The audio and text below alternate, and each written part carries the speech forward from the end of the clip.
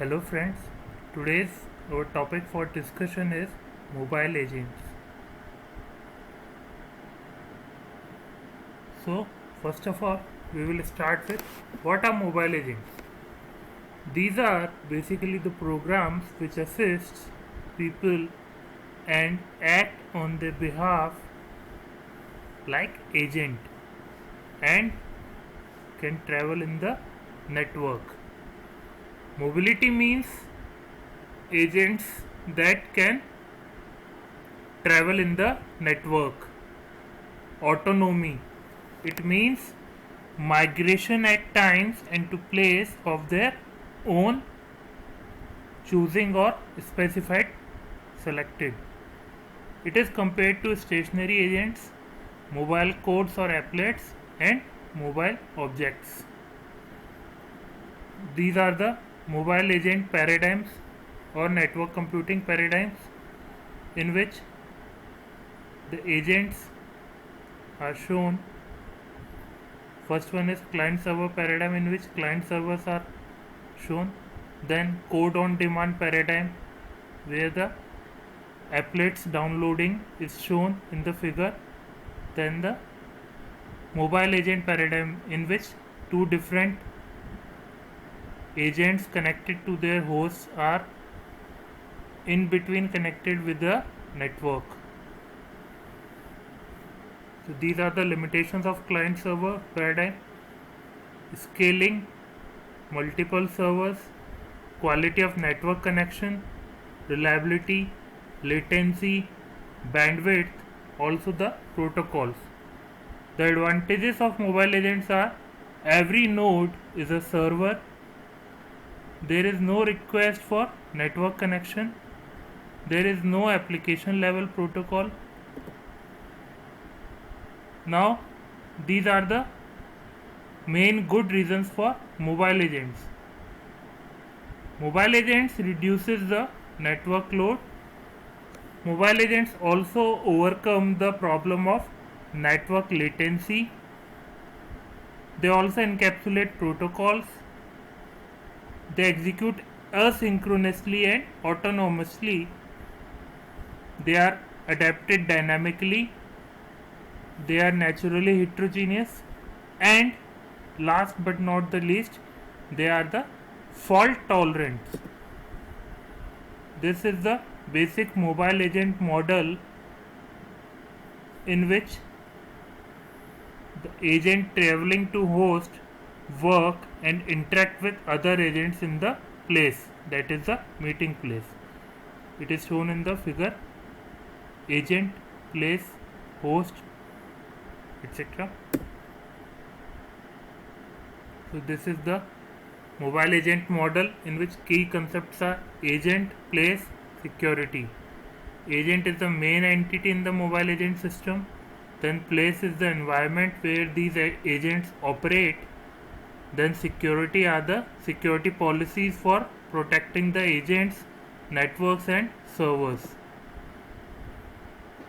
Agent, the state which is needed for resume computation after traveling. Implementation is done which is needed for location independent agent execution. Next is interface, which is required for agent communication. Next is identifier, which is required for recognizing and locating traveling agents. Next are principles, which are needed to determine legal and moral responsibility. Next is the place, which can be consist of engine, which are the workhorse and virtual machines for one or more places. Then the resources, which consist of databases, processors and other services provided by the host. Then location, which consists of the network address of a given place.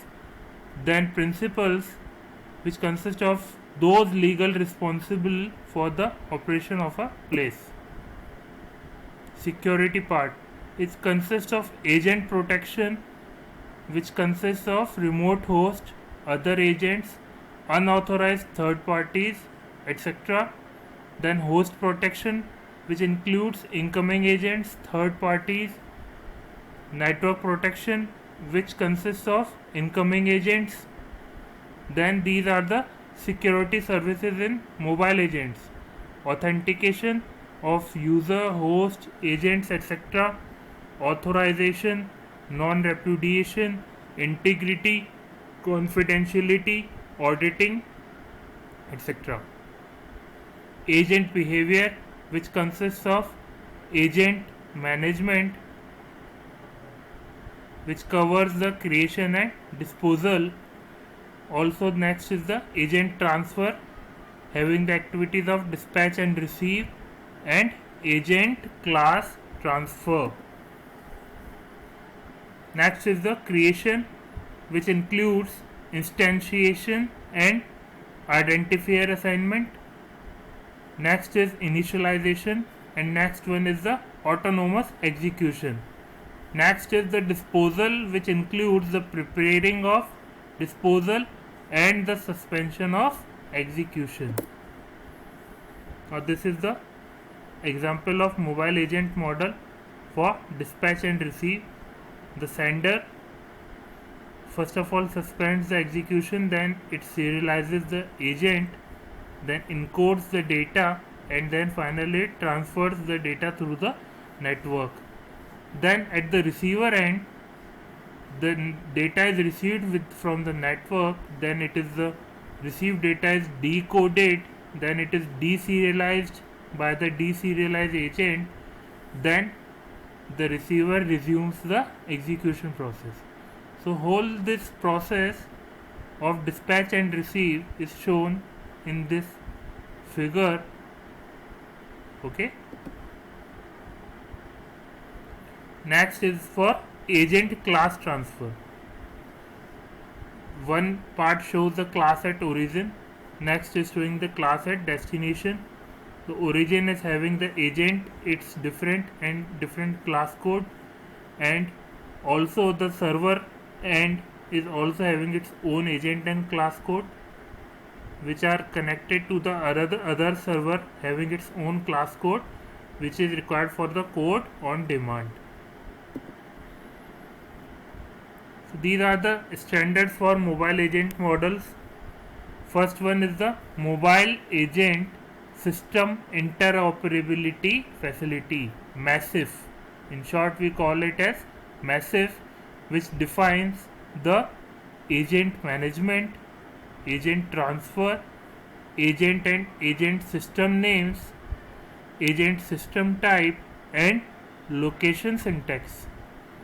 What it doesn't do, it does not do the language interoperability, the standardization of local agent operations.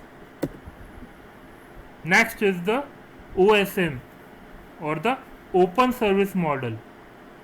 This is the model for global information brokerage and distribution. The next generation framework for global distributed electronic commerce and virtual trading market systems. It contains the advanced Java based desktop components supporting a catalog, browsing, service inspection, monitoring, and construction tools.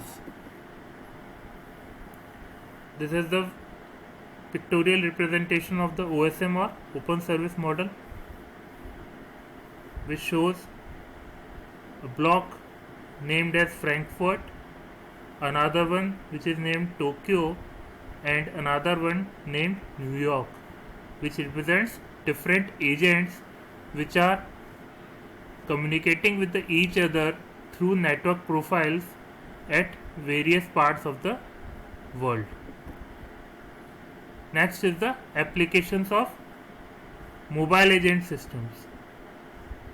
The examples or applications of mobile agent systems are, first of all, we see the Java based, which are the Egglets by IBM, Concordia by Mitsubishi, Odyssey by General Magic Incorporation, Voyager by Object Space. These are some mobile agent systems which have been developed on the Java platform.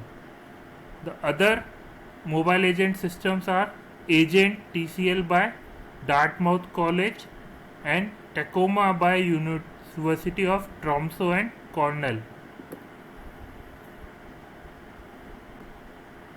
These are benefits and drawbacks with the mobile agents with Java. The benefits of Java based mobile agents are: these are platform independent, they have secure execution, they have dynamic class loading, they perform multi-threaded programming, also they have object serialization and reflection. The drawbacks of Java based agents are inadequate support for resource control, no protection of references, no object ownership of references, no support for preservation and resumption of execution state.